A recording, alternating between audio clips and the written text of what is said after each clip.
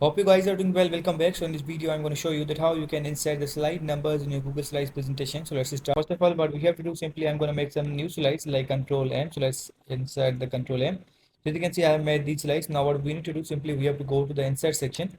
And after going to the insert section, as you can see, you will get the slide number option here. So we have to click on the slide number. So after clicking on this, as you can see, here's the on and off.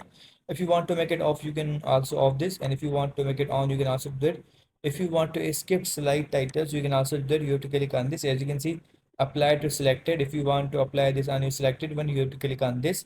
Or if you want to apply on the all, you have to click on the apply to all. So I'm going to cut this one. As you can see, apply. For example, I'm going to click on the apply. So let's click on this. As you can see, now the numbers will be off.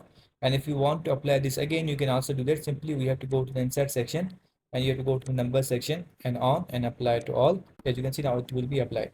So in this way, you can apply the slide numbers in the Google Slides presentation. I hope you guys understand this video that how you can do this. So see you guys in the next video.